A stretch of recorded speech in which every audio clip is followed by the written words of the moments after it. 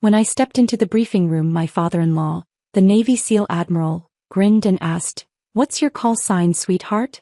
The room erupted in laughter. I smiled back, steady and calm. "It's Valkyrie," I said.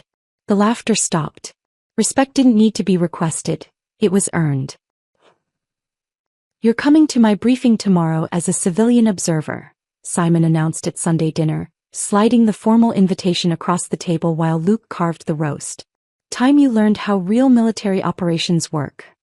My daughters were upstairs doing homework, missing the moment their grandfather finally overplayed his hand. 3 years I'd waited for him to make this exact mistake, thinking he could humiliate me publicly without knowing who I really was. Before we continue, if you've ever felt dismissed or underestimated despite your accomplishments, please consider subscribing. It's free and helps these important stories reach others who need them. Now let's see what happens next. The invitation sat between the mashed potatoes and green beans, its Naval Station Norfolk letterhead reflecting the dining room chandelier. Luke's knife paused mid-slice through the meat.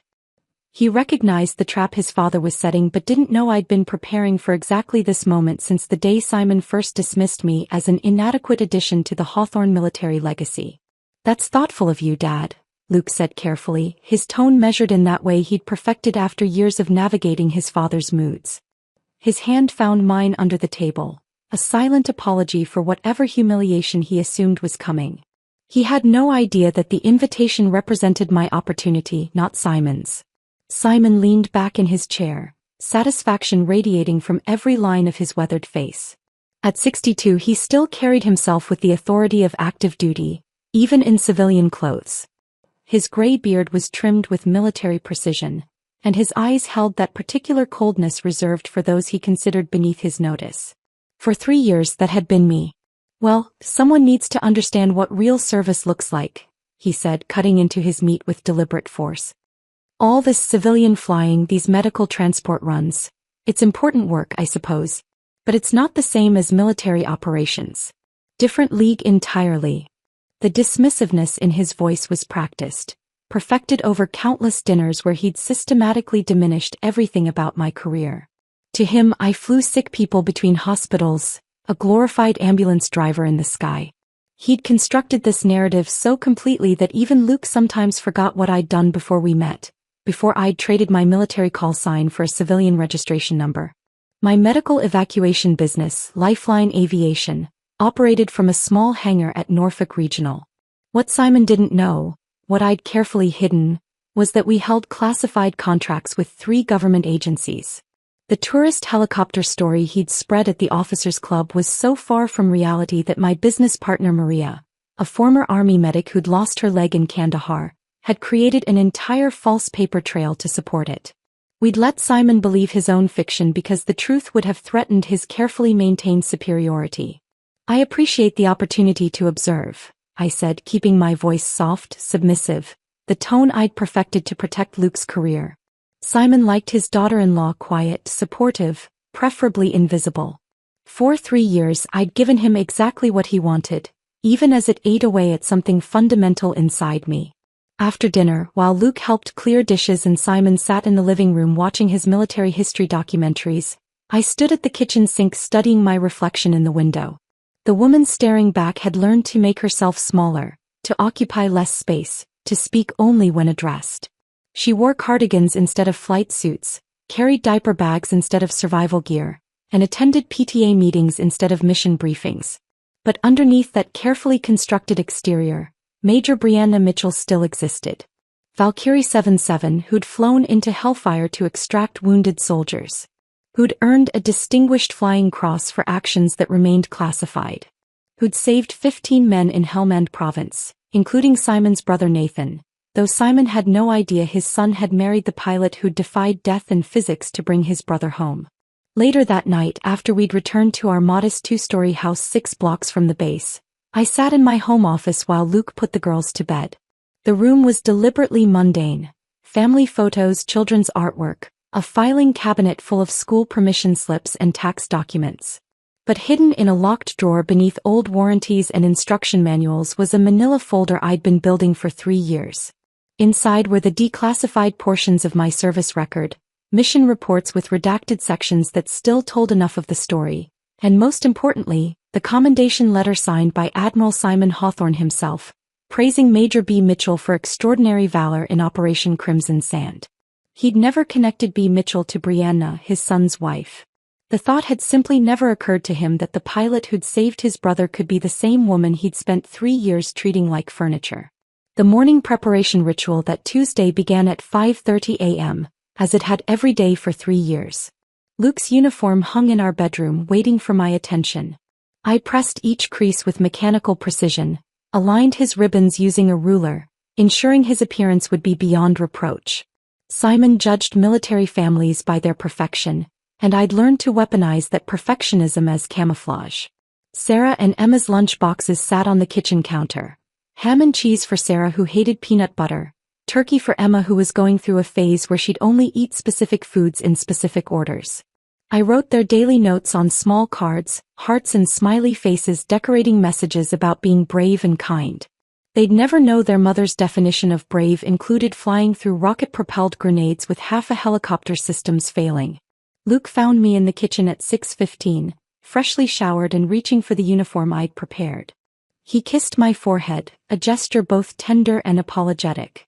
He knew what his father was planning at the briefing. He tried to talk Simon out of it, but once the Admiral set a course, deviation was impossible. "You don't have to go," he said quietly, fastening his ribbons. "I can tell him you're sick, that the girls need you." "It's fine," I replied, pouring his coffee into the travel mug he'd used since his academy days. "Your father wants to teach me about real military operations. Maybe I'll learn something." The words tasted bitter, but I kept my expression neutral. Luke studied my face, searching for signs of the anger he knew I had every right to feel. But I'd gotten very good at hiding things from the Hawthorne men. It was safer that way for all of us. At 6:45 a.m., I kissed both girls goodbye at the breakfast table, their cereal bowls half empty and backpacks waiting by the door. Emma looked up from her worksheet, a math problem about fractions that she'd been struggling with since yesterday. "Mom, why are you dressed fancy?" she asked, noting my pressed slacks and blazer instead of my usual jeans and comfortable shirt. "Just a meeting at the base," I told her, smoothing her dark hair that matched Luke's perfectly. Sarah barely glanced up from her book about dolphins, already lost in ocean facts she'd recite later whether anyone wanted to hear them or not. They had no reason to suspect this Tuesday was different from any other. No idea their mother was about to walk into a carefully orchestrated ambush. The drive to Naval Station Norfolk took 18 minutes through morning traffic that moved with frustrating predictability. School buses stopped at every corner, parents in minivans heading to drop-offs, contractors' trucks making their way to job sites. My phone, mounted on the dashboard, lit up with Luke's text at the second red light. "Dad was weird at breakfast. Kept talking about teaching someone about knowing their place. Think Jenkins is getting demoted. Be careful driving." Poor Luke. Still believing his father's venom was aimed at some junior officer instead of recognizing the target had always been me. I'd watched Simon perfect this technique over 3 years. The indirect attack, the plausible deniability, the way he could destroy someone while maintaining complete professional distance. Luke had been raised in that shadow, trained to interpret his father's moods but blind to the patterns when they involved people Simon deemed unworthy of consideration. I typed back at the next light, "Thanks for the warning. Love you." Short, simple, giving nothing away about my recognition of Simon's true intentions or my own preparations for what was coming. The base gates appeared through morning haze, guards checking identification with the kind of thorough boredom that came from repetitive security work. My civilian contractor pass earned a second look, then a wave through. I'd had that pass for 2 years, consulting on medical evacuation protocols, though Simon had managed to keep that information from spreading among his social circle. In the visitor parking area, I pulled in between 2 official vehicles, their government plates declaring their importance to anyone who cared to notice. As I gathered my things, movement caught my eye. Sandra Torres struggling with grocery bags near her SUV 3 spaces over. Commander Torres's wife, a woman who'd perfected the military spouse role to an art form that even Simon couldn't criticize. "Brianna," Sandra called out, her voice carrying that particular tone of sympathy reserved for those about to face unpleasant situations. She abandoned her groceries and walked over, her expression carefully composed but her eyes full of warning. I didn't expect to see you here today. Simon invited me to observe his briefing, I said, keeping my voice neutral while reading the knowledge in her face. Sandra glanced around, then leaned closer, her voice dropping to a confidential whisper that still carried perfectly in the morning air. He's been talking about this at the officers' club all week. Marcus came home last night saying your father-in-law was planning to, she paused, choosing her words carefully, put his son's wife in her proper context. Those were his exact words. Marcus was uncomfortable with it, said it felt wrong, but you know how Simon is when he decides something needs to happen. The confirmation of what I'd suspected landed without surprise. Simon had been broadcasting his intentions, building an audience for my humiliation, ensuring maximum witnesses to whatever lesson he planned to teach. The only variable he hadn't considered was that his target had been preparing for this moment longer than he'd been planning it. I appreciate the warning, I told Sandra, meaning it. She'd risked Simon's displeasure by telling me, a small act of rebellion in the rigid social hierarchy of military families. Just be careful, Sandra said, squeezing my arm before returning to her groceries. That man has destroyed careers for less than what he thinks you've done to his family's reputation. Inside the administrative building, the temperature dropped 20 degrees, air conditioning fighting Virginia's October humidity with aggressive efficiency. The lobby bustled with controlled chaos, uniforms moving with purpose while civilian contractors clustered near the security desk, waiting for escorts or directions. I approached the desk where Petty Officer Williams sat reviewing a clipboard, his young face focused with the intensity of someone still new enough to take every regulation seriously. Civilian consultant for Admiral Hawthorne's briefing, I said, sliding my identification across the counter. Williams looked at my ID, then at his list, then back at my ID with confusion creeping across his features. He checked the list again, running his finger down the names twice before looking up at me with barely concealed bewilderment. Ma'am, you're on the list, but... He paused, clearly trying to figure out how to phrase his question professionally. It says civilian consultant, but the annotation shows you're the Admiral's daughter-in-law. Do you need a visitor badge or should I call for an escort since you're family? Visitor badge is fine, I said, watching him process this bureaucratic puzzle. I'm here in a professional capacity. The confusion deepened, but Williams was too well-trained to question further. He printed my badge, the words civilian consultant bold across the bottom, and handed it over with directions to conference room beyond the 3rd floor. As I clipped it to my blazer, 2 lieutenants near the elevator caught my attention, their voices carrying despite their attempt at discretion. Heard the Admiral's planning something for the briefing, one said, young enough that his uniform still looked like a costume. Something about demonstrating the difference between real service and civilian pretenders. Whatever it is, I'm glad I'm not the target, his companion replied, pressing the elevator button with unnecessary force. Hawthorne's been in a mood all week. Yesterday he spent 20 minutes explaining why civilian contractors dilute military culture. They noticed me approaching and fell silent, offering polite nods before stepping into the elevator. I waited for the next one, using the moment to center myself, to feel the weight of what was coming and what I'd prepared. The 3rd floor bathroom was empty, fluorescent lights harsh against white tile and mirror that reflected more truth than comfort. I stood at the sink, studying the woman I'd allowed myself to become under Simon's constant pressure. My shoulders curved inward, trained to make myself smaller in his presence. My voice had dropped to softer registers, never challenging, never asserting. Even my posture had adapted, unconsciously deferring to his authority in 1,000 small ways that had accumulated over 3 years like sediment, burying the officer I'd once been. I straightened my spine against the mirror's harsh truth, pulling my shoulders back into something resembling the posture I'd once carried with pride. The bathroom door opened behind me and Lieutenant Morrison entered, one of the 2 female officers I'd noticed earlier. She nodded politely, moving to the sink beside mine, but I caught her double take in the peripheral vision, recognition without quite placing why she knew my face. The walk from the bathroom to conference room stretched down a hallway lined with photographs of naval history, admirals and battles frozen in black and white glory. My footsteps echoed against polished floors, each step carrying me closer to Simon's carefully prepared trap. The door stood open, voices spilling out in that particular tone of pre-meeting conversation where everyone pretended to be relaxed while mentally calculating their position in the hierarchy. I paused at the threshold, taking in the scene Simon had orchestrated.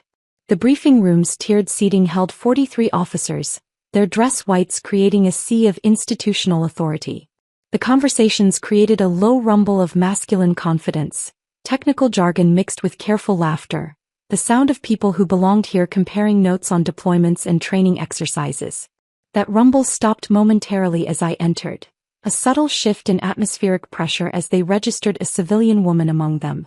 Then it resumed with increased intensity as recognition dawned across multiple faces.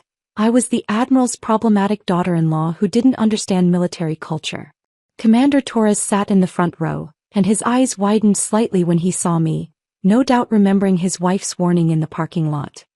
He gave me the smallest nod, almost imperceptible, a gesture that said he knew what was coming and disagreed with it but wouldn't risk his career intervening. Behind him, clusters of lieutenants and commanders arranged themselves according to some invisible protocol I'd once known by heart but now observed as an outsider. I chose a seat in the fifth row, visible enough to be properly humiliated but not so prominent as to appear defiant. The chair was uncomfortable, designed for function rather than comfort, and I settled into it while conversations swirled around me.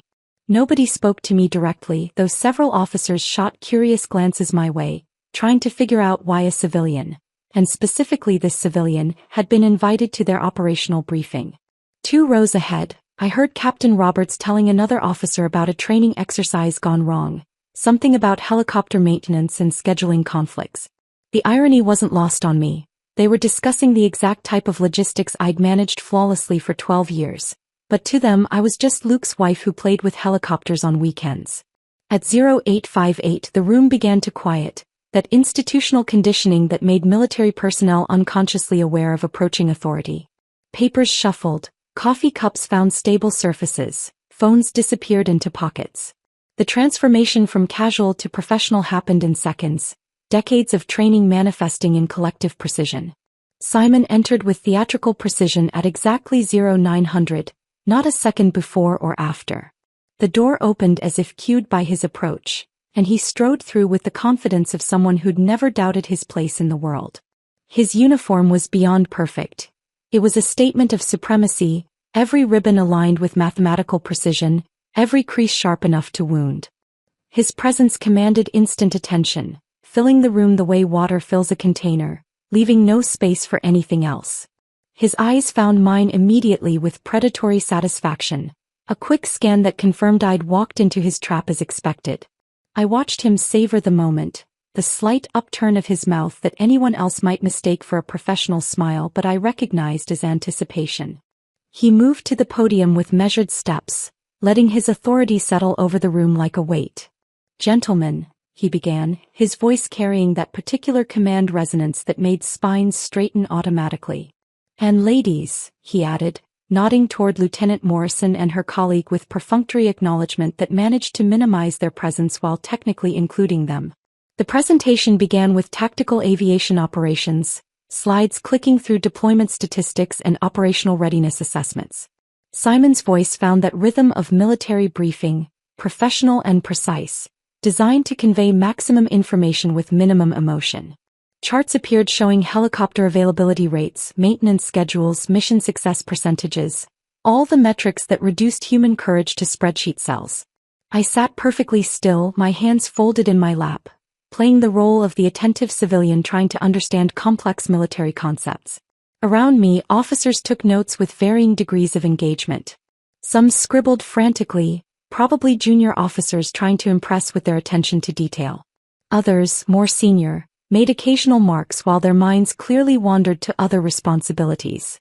30 minutes into statistics about operational readiness, Simon was explaining extraction protocols, his hands moving in practice gestures that illustrated tactical movements. He was mid-sentence about weather considerations when he paused, the break so deliberate it pulled everyone's attention forward. His timing was perfect, calculated to ensure maximum focus before the strike. He turned from the screen to face the room fully, his expression shifting to something that might have been paternal if he didn't know better. His gaze swept across the assembled officers before landing on me with the precision of a targeting system. "Actually, before we continue this discussion of tactical aviation, he said, his voice taking on a tone of manufactured warmth that made my skin crawl. I should acknowledge our special guest today. Every head in the room turned toward me. 43 sets of eyes following Simon's gesture as he raised his hand toward me with patronizing grandeur, like a ringmaster presenting a particularly amusing act. My daughter-in-law has joined us today as a civilian observer, he continued, the words, daughter-in-law, dripping with just enough condescension to make his opinion clear. She flies helicopters herself, you know. Tourist work. Sunset tours over Virginia Beach, I believe. Perhaps she'll learn something about how real military operations function. The laughter started as uncomfortable chuckles from a few junior officers who weren't sure if they were supposed to find this funny. But Simon's expression gave them permission, his own smile widening as he delivered the next blow. Tell me, Brianna, he said, his voice taking on exaggerated sweetness that wouldn't fool a child. Since you're a pilot yourself, what's your call sign? Do civilian pilots have those? What do they call you, sweetheart? Angel wings. He paused, letting the anticipation build before delivering the final insult with perfect timing. Princess? The room erupted. The uncomfortable chuckles transformed into genuine laughter, some officers actually slapping their knees or elbowing their neighbors. It was the kind of laughter that came from relief. They weren't the target, someone else was being offered up for humiliation, and they could participate safely from the sidelines. The laughter washed over me like white noise, distant and irrelevant. Captain Roberts actually wiped tears from his eyes, and someone in the back row whistled appreciatively at Simon's joke. I counted 3 heartbeats, letting them have their moment, letting them commit fully to their amusement. Then I moved. Standing slowly, I let my full height straighten for the first time in years. My spine uncurled vertebra by vertebra, shoulders rolling back into alignment, chin lifting to the angle I'd carried through combat zones. The transformation happened in seconds but felt like shedding an ill-fitting costume. The room's laughter faltered slightly at the change, though most continued their amusement, unaware they were about to witness professional destruction. My hands remained steady at my sides as I met Simon's gaze directly. No deference now, no carefully crafted submission. Just the steady look I'd perfected through 100 pre-flight briefings when the odds said we shouldn't fly but lives depended on us going anyway. It's Valkyrie. The 2 words dropped into the room with the precision of a surgical strike. I let each syllable carry the weight of 100 missions, the authority of someone who'd earned their name in fire and blood rather than conference rooms and political maneuvering. The effect was instantaneous. 43 faces froze simultaneously, laughter dying in throats mid-chuckle. Commander Torres choked on his coffee, the sound sharp in the sudden silence. His coughing fit lasted 3 seconds before he managed to gasp out a single word that changed everything. Valkyrie. Because everyone in that room knew the legend of Valkyrie 77 who'd flown Operation Crimson Sand.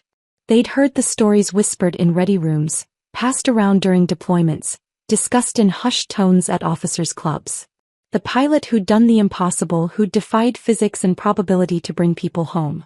None of them had connected that legend to the Admiral's dismissed daughter-in-law. Lieutenant Morrison's hand flew to her mouth. Captain Roberts's jaw went slack. In the 3rd row, a young ensign dropped his pen, and it clattered against the floor with a sound that seemed impossibly loud. Simon's smile flickered, uncertainty creeping into his expression for the first time since I'd known him. August 2018, Helmand Province. My voice cut through their stunned silence with clinical precision. I didn't need to raise my voice. The truth carried its own weight. Each word landed like evidence being presented to a jury, building a case they couldn't dismiss. 15 men extracted under heavy fire. Enemy RPGs had taken out half our hydraulics. My co-pilot, Lieutenant David Park, was unconscious from shrapnel wounds, bleeding through his flight suit while I held the stick with both hands, fighting to keep us airborne. The extraction zone was hot. Taliban fighters had surrounded the SEAL team's position, and we were taking fire from 3 directions. The room had gone completely still. Even breathing seemed to have stopped. Simon's hands found the edges of the podium, gripping hard enough that his knuckles showed white through his skin. His face had lost color, recognition beginning to dawn in his eyes. Including Master Chief Nathan Hawthorne. The name landed like a physical blow. Simon actually swayed, catching himself against the podium. Around the room, officers exchanged glances, connecting dots that had never seemed related before. Nathan Hawthorne, the Admiral's brother, the decorated SEAL who died in action 2 years ago, but not before Operation Crimson Sand had given him those extra years. Your brother, Admiral. I kept my voice level, professional, though the memory of that night still lived in my bones. He was bleeding out from a femoral wound when we loaded him. Lost consciousness twice during the flight. He came to long enough to beg me not to let him die before he could hold his daughter. She'd been born 3 weeks earlier while he was deployed. He had her picture taped inside his helmet. Someone whispered, "Dear God," from the back row. Another officer had pulled out his phone, likely searching for declassified details about Crimson Sand, trying to verify what couldn't possibly be true, that the woman their admiral had mocked for 3 years was the pilot who'd become legend. I flew with half my hydraulics gone and my co-pilot unconscious, navigating by muscle memory and instinct when the instruments failed. The helicopter was shaking so badly that my crew chief, Sergeant Martinez, dislocated his shoulder trying to provide covering fire. We took 17 hits to the fuselage. The crew counted them later, amazed we'd stayed airborne. Simon's face had cycled through a spectrum of emotions: shock, disbelief, and now something approaching horror as the implications crashed over him. His carefully orchestrated humiliation was collapsing, revealing something far worse than simple cruelty. He'd been dismissing the very person who'd saved his brother's life. Nathan lived long enough to meet his daughter because I refused to let him die on my watch. 2 years later he sent me a letter before his final deployment. He wanted someone to know the truth about that night, about the decisions that nearly killed all 15 men before we even launched. The whispers started then, spreading through the room like wildfire. Crimson Sand. Impossible. That was her. Officers leaned toward each other, voices urgent but hushed, as if speaking too loudly might shatter whatever was happening. Commander Torres had recovered from his coughing fit and now stared at me with an expression of absolute recognition. He'd been there. He knew. I pulled out my phone with deliberate calm, swiping to a document I'd saved 6 months ago when the classification levels had finally dropped. The screen displayed the header clearly: Operation Crimson Sand After Action Report Declassified. The official seal was visible, along with the date stamp and authorization codes that verified its authenticity. The declassified report makes for interesting reading, Admiral. I held the phone up, though the screen was too small for anyone but me to read clearly. That didn't matter. They could see it was real, official, undeniable. Particularly the section about command decisions that night. 3 abort recommendations from the weather officer. 3 overruled by you personally. Simon's legs seemed to lose strength. He gripped the podium with both hands now, no longer for emphasis but for support. The color had completely drained from his face, leaving him gray and hollow looking under the fluorescent lights. You prioritized your operation timeline over pilot safety assessments. The report notes, and I quote, "Command's insistence on immediate extraction despite weather warnings created unnecessary risk to both air crew and ground personnel. That's military speak for you nearly killed your own brother through arrogance." The silence that followed was absolute. Nobody moved. Nobody breathed. The air conditioning hummed overhead, suddenly audible in the vacuum of sound. 43 officers sat frozen, witnessing something none of them had expected when they'd walked into this routine briefing. They'd come to see the Admiral put his daughter-in-law in her place. Instead they were watching him confront the reality that he'd spent 3 years diminishing the hero who'd saved his brother's life. A captain in the second row suddenly stood up, his chair scraping against the floor with a harsh metallic sound that cut through the silence. His face was flushed, eyes wide with something between disbelief and recognition. "Wait," he said, his voice cracking slightly. "If you're Valkyrie 77, then you're the one who—" He stopped, looking at Simon, then back at me, clearly torn between finishing his thought and maintaining protocol. The revelation about Nathan wasn't random. 2 months ago, I'd been sorting through old mission files in my office when Maria had knocked on my door with an expression I'd never seen on her face before. Her military intelligence contacts, people she kept in touch with despite losing her leg in Kandahar, had uncovered something while investigating declassified operations. Simon had hidden his brother's survival story from everyone, including Luke, because admitting Nathan lived those extra 2 years meant acknowledging someone else's heroism. Specifically, a female pilot who defied his direct orders to abort the mission. Maria had printed everything, handed me the folder without a word, and watched my face as I read through reports that painted a picture of systematic deception. Simon had buried the truth so deeply that his own son didn't know his uncle had survived Crimson Sand, didn't know about the 2 years of letters Nathan had written, didn't know about the growing rift between the brothers that had nothing to do with military service and everything to do with conscience. Lieutenant Morrison had her phone out now, holding it at an angle that suggested she was recording. One of only 2 female officers present, she understood what was happening here went beyond personal drama. This was about systemic dismissal, about how women in service were erased from their own stories. Her colleague, Lieutenant Chin, sat frozen beside her, hands clenched in her lap as if physically restraining herself from speaking. I reached into my blazer's inner pocket, pulling out a folded piece of paper I'd carried for 6 months. The edges were worn from handling from the times I'd taken it out late at night when Luke was asleep, reading Nathan's words and wondering when the right moment would come to reveal them. Admiral Hawthorne, I said, using his formal title deliberately, establishing the professional distance he'd always insisted upon. Your commendation letter to Major B. Mitchell praised exceptional courage under impossible conditions. You called that pilot a credit to naval aviation and recommended them for the Distinguished Flying Cross. I unfolded the letter slowly, letting the paper's rustling fill the silent room. Several officers leaned forward, trying to see what I held. Simon's face had gone from gray to something approaching translucent, as if all the blood had simply evacuated his body. Yet you've spent 3 years belittling the same pilot at family dinners.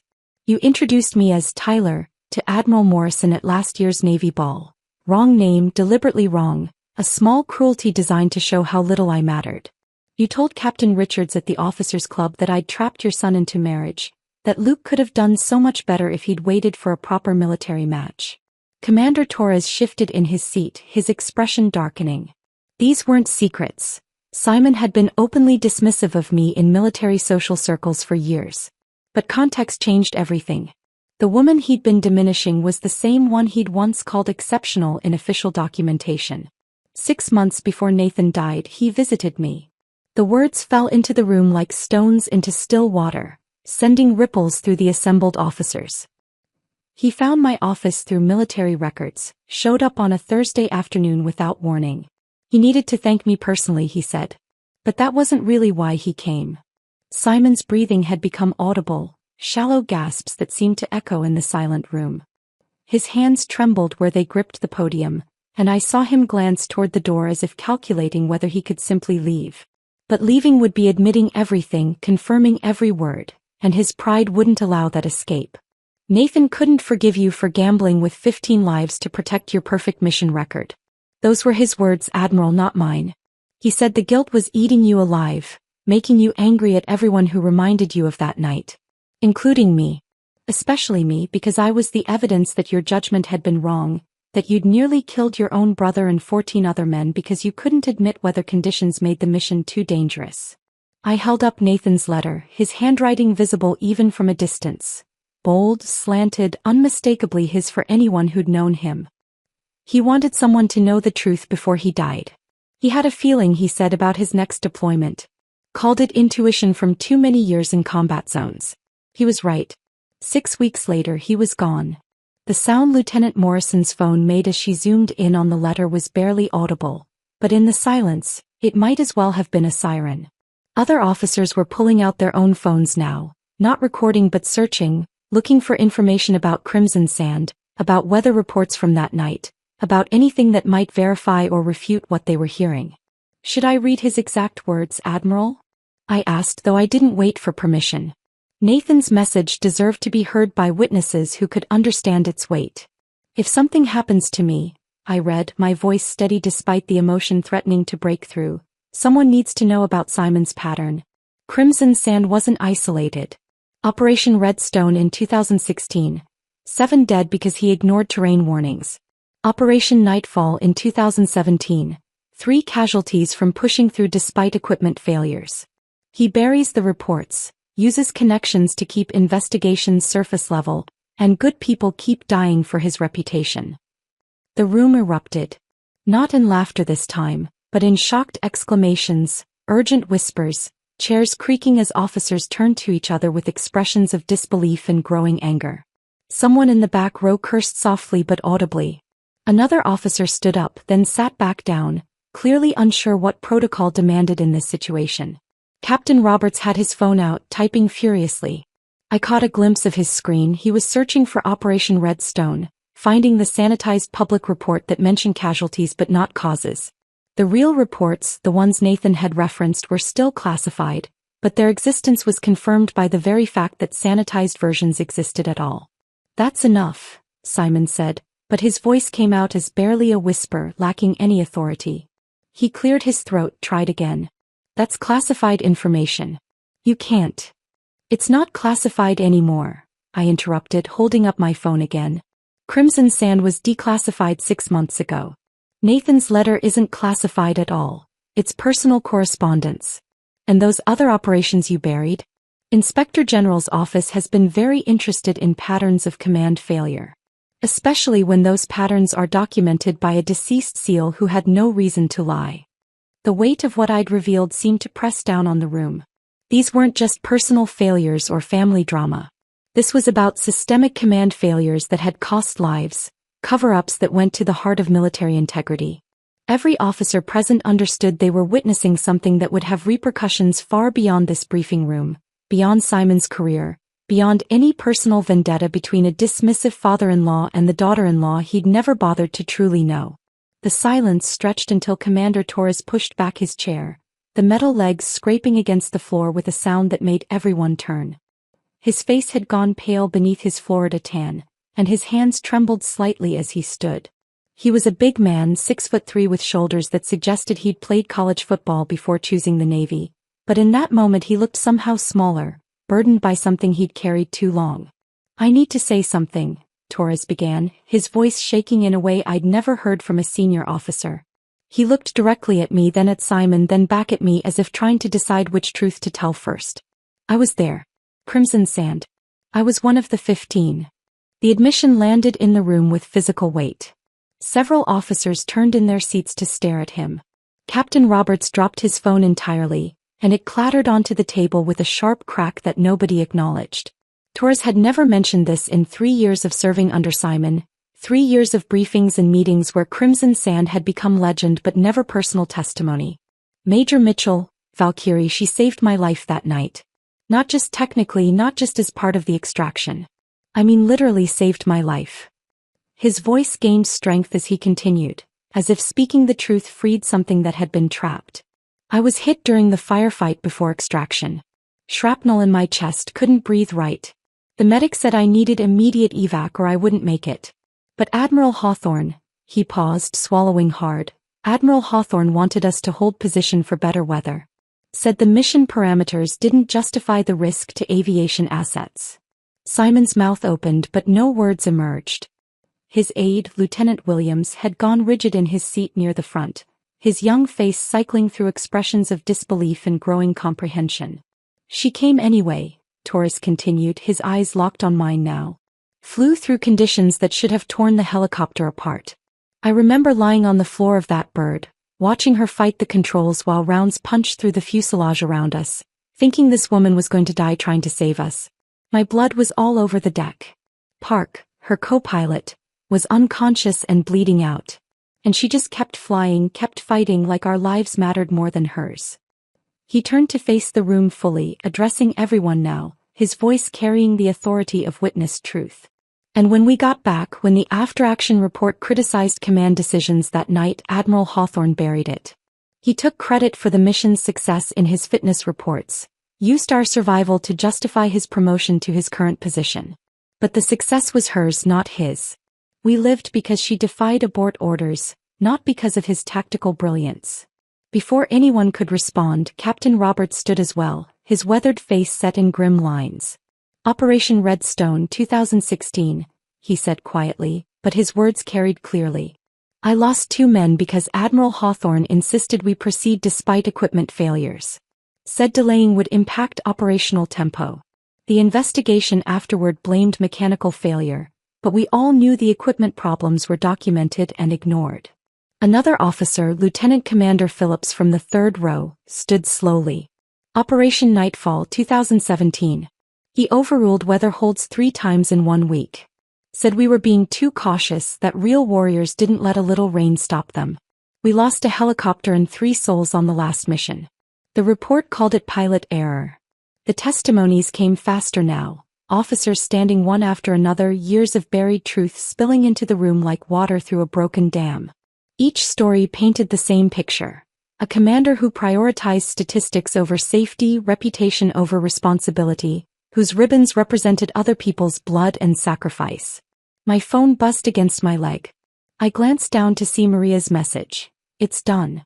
Every military journalist from here to DC has the files.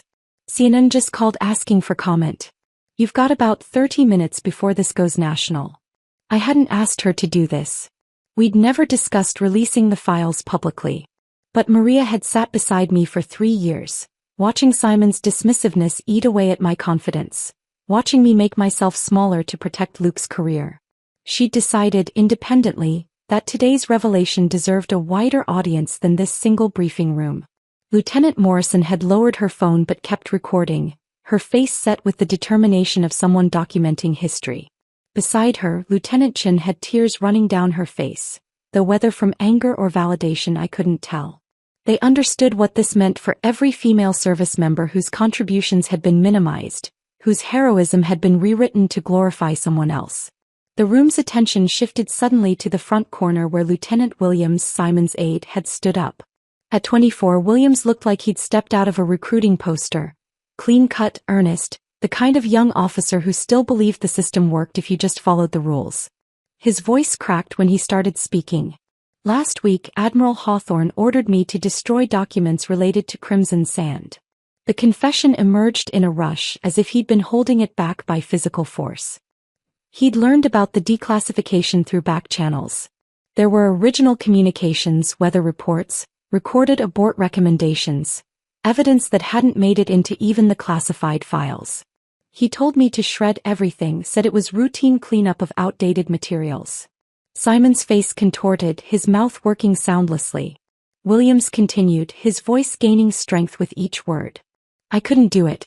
My father flew helicopters in Vietnam. He taught me that integrity matters more than career, that truth matters more than rank. So instead of destroying the documents, I copied everything and submitted it to the Inspector General's office yesterday morning. They confirmed receipt at 0800 today, about an hour before this briefing started.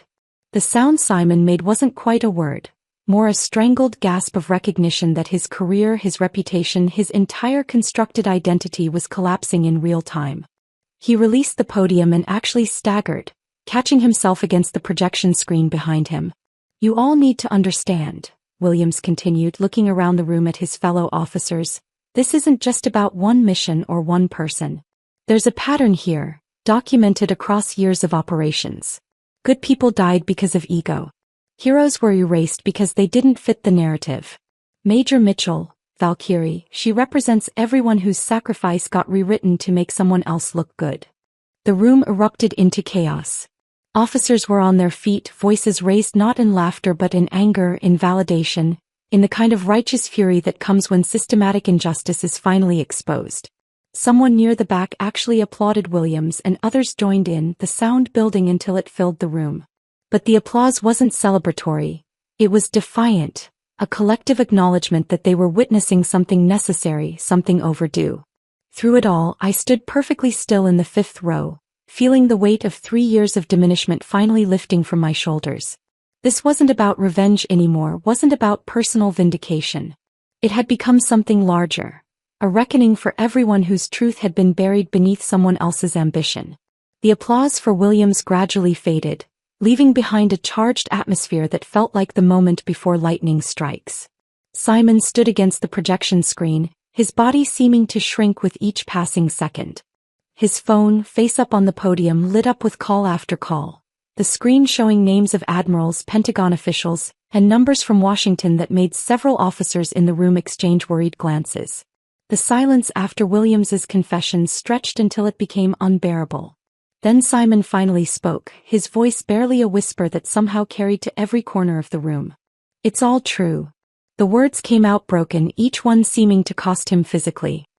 He looked at me directly for the first time since I'd revealed myself as Valkyrie, and in his eyes I saw something I'd never witnessed before: complete defeat. You saved Nathan. You saved my brother, and I spent 3 years trying to erase you from my life because your very existence reminded me that I nearly killed him. He pushed himself away from the screen, standing unsupported though his legs visibly trembled. The commanding presence that had dominated every room for 3 decades had evaporated, leaving behind a man confronting the ruins of his own making. I threatened Luke's career, he continued, each admission falling like another stone into still water. Told him that difficult wives could derail promising officers. Made it clear that if you didn't play the supportive civilian role, if you drew attention to your service record, there would be consequences for his advancement. I wanted you quiet and small because every time you walked into a room with your shoulders back, every time you mentioned flying, you were evidence of my cowardice. Lieutenant Morrison shifted in her seat, her phone still recording, capturing this complete unraveling of military authority.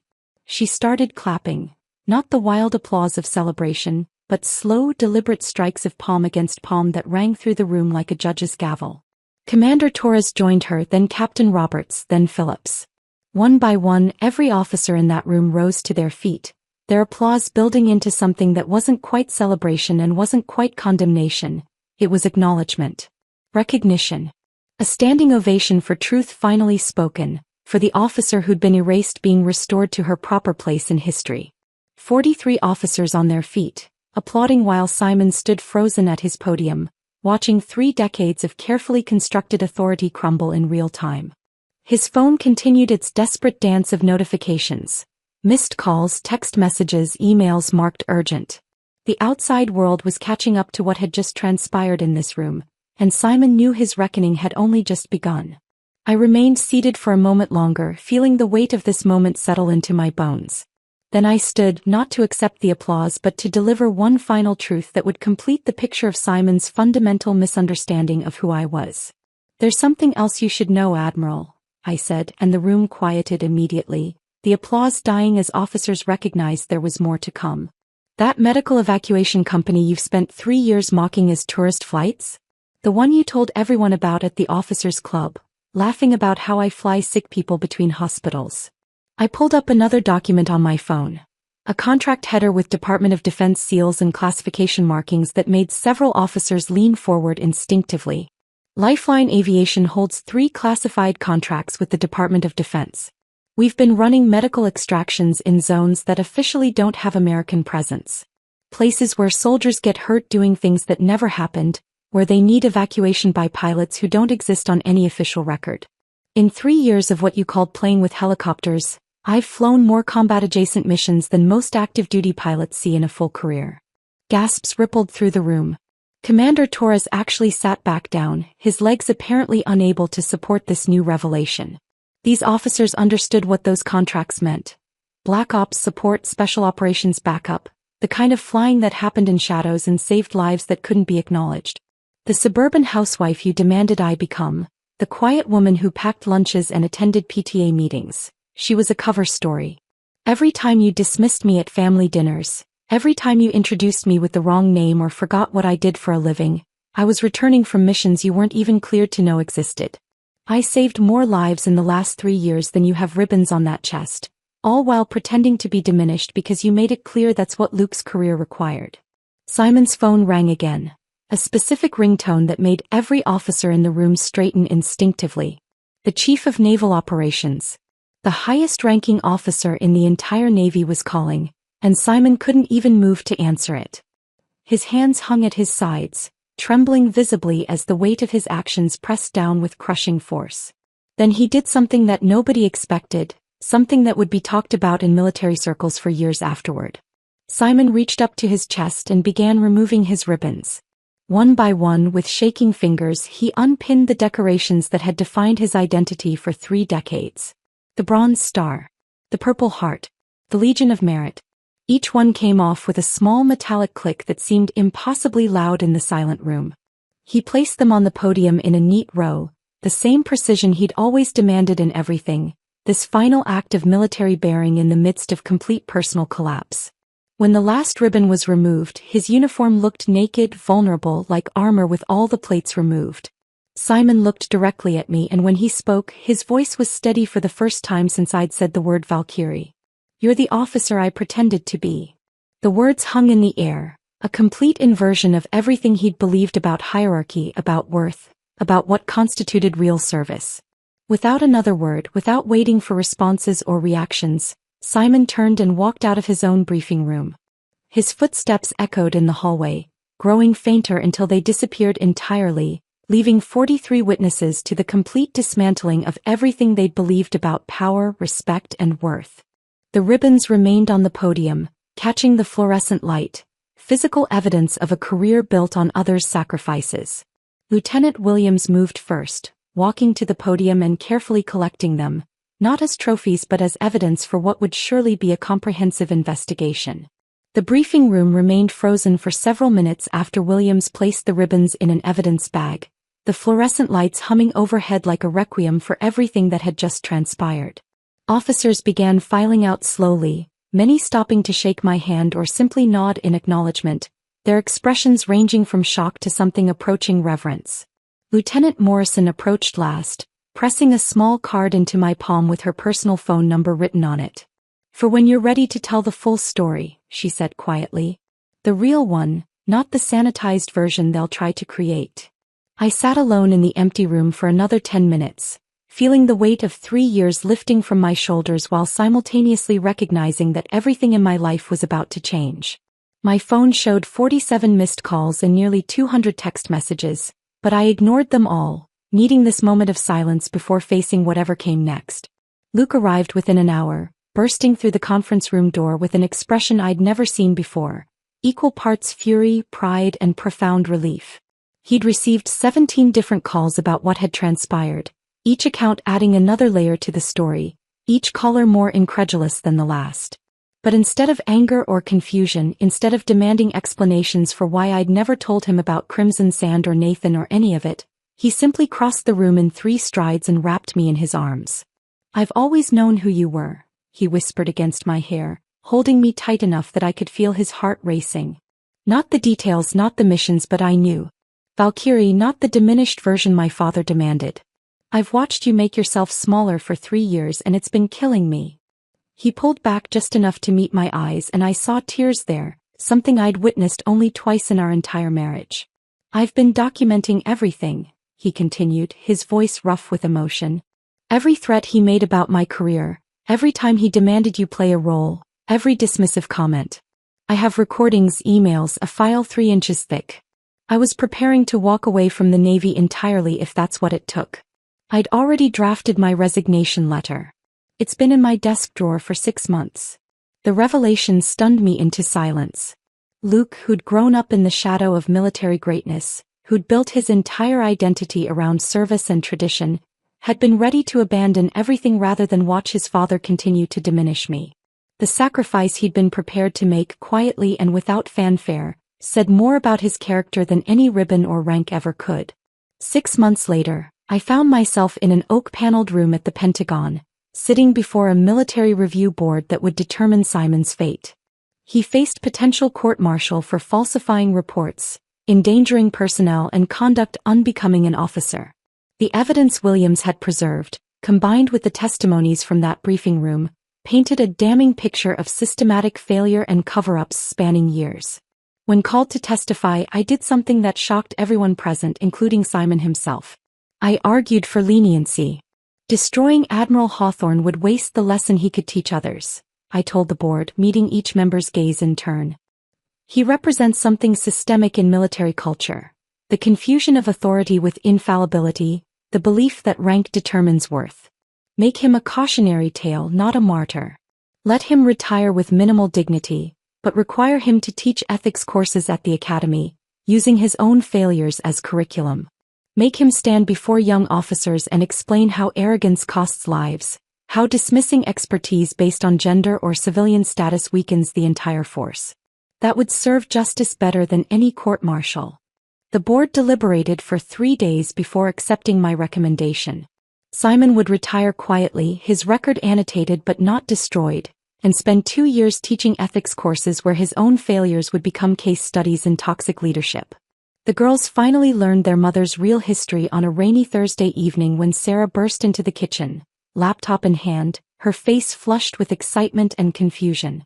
She'd found a news article about the Valkyrie revelation that had transformed military culture discussions nationwide, complete with a photo of me in my flight suit from years ago, standing beside a helicopter I'd flown through impossible conditions.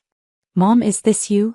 Sarah demanded, turning the screen toward me while Emma peered over her shoulder, both of them wide-eyed with the kind of shock that comes from discovering your parent is not who you thought they were.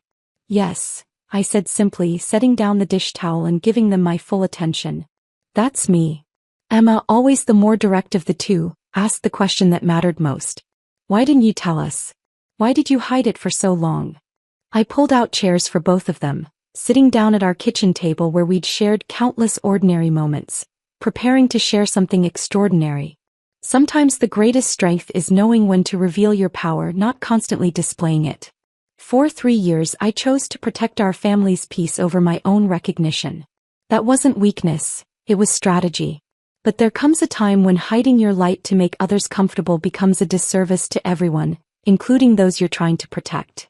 Sarah reached across the table and took my hand, her expression serious beyond her years. "Grandpa knows now, doesn't he? That's why he's been so different lately." Because Simon had been different.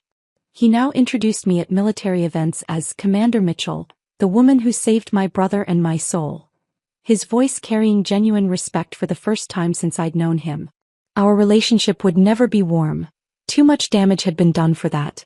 But it had become honest.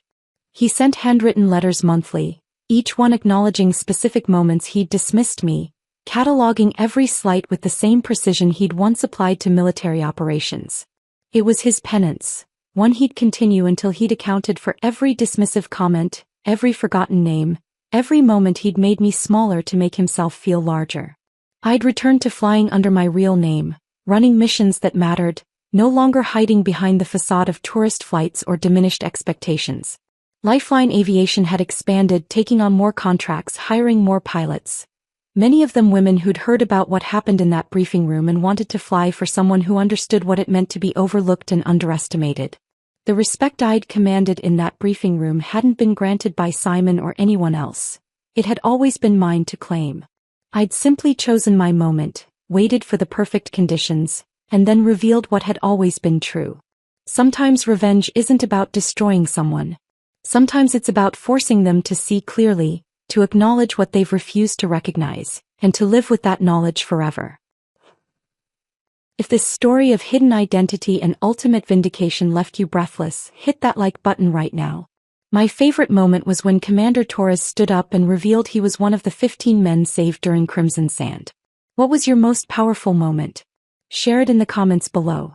Don't miss more gripping stories of truth revealed and respect reclaimed. Subscribe and hit that notification bell so you never miss an upload.